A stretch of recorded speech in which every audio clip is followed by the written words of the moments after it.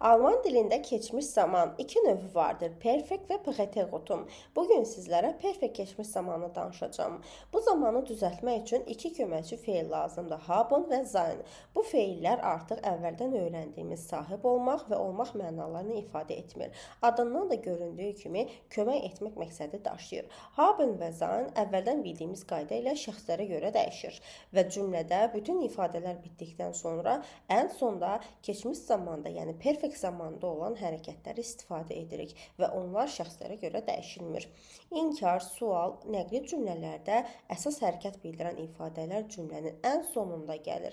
Gəlin bir cümləyə nəzər yetirək. Mən yumurta yedim demək istəyirəm. Ich hab Ei gegessen. Mən çay içdim.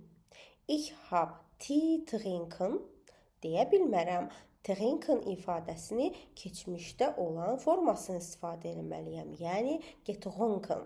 Ich hab Tee getrunken bu formada doğrudur.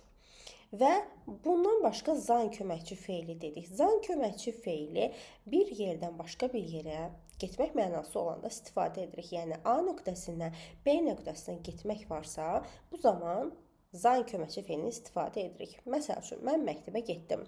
Ich bin zur Schule gegangen. Mən məktəbə getdim. Perfekt keçmiş zaman bizim dilimizə d, di, du, du şəkilçiləri ilə tərcümə olunur. Yəni, şuhudi keçmiş zamanı ifadə edir, yaxın keçmiş zamanı ifadə edir. Preteritum isə uzaq keçmişi göstərir. Mış, miş, mış, mış və ya ıb, ib, ub, üb şəkilçiləri ilə tərcümə olunur. Biz keçmiş zamanda olan hərəkətləri cədvəllərdə öyrənirik.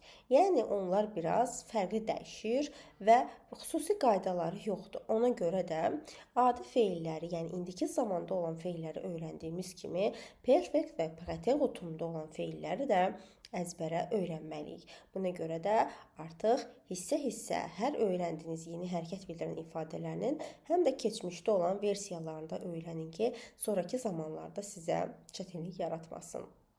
Başqa keçmiş zamanla bağlı sualınız varsa, kommentlərdə yazıb soruşmağı unutmayın. Sağ olun, gələn dərsə qədər. Bis morgen. Tschüss.